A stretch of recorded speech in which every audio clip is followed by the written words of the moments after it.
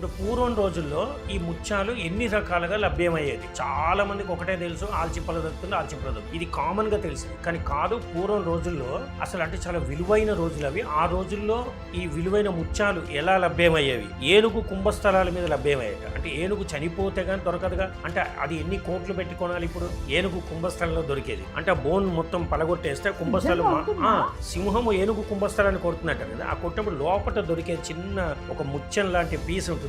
దాన్ని మనం ముత్యం అంటే బాగా దగదగా మెరుస్తాడు. ఇది కాకుండా కొన్ని రకాల సర్పాలకి కొంచెం నలుపు తెలుపుతో మిక్సింగ్ వచ్చే నలుపు రంగు తెలుపు ముత్యం అనగా తెల్లగా అనుకుంటారు, కానీ కాదు. నలుపు తెలుపుతో ఇలా నున్నగా ఉండేటటువంటి ఒక ముత్యం దొరుకుతుంది. సర్పాల నెత్తిలో దొరుకుతుంది. మణి అని అంటూ మణి అంటే ఆ మణి వేరు, మళ్ళీ అది కెంపులాగా దగదగా మెరుస్తుంది. ఇది ముత్యాలులాగా పూసలు వస్తాయి. సో అది కొన్ని రకాల పాములే. అది కూడా వేల సంవత్సరాల నుంచి బతికిన పాముల్లో దొరుకుతాయి, మామూలుగా దొరకదు. తర్వాత ఇంకొకటి శంఖం.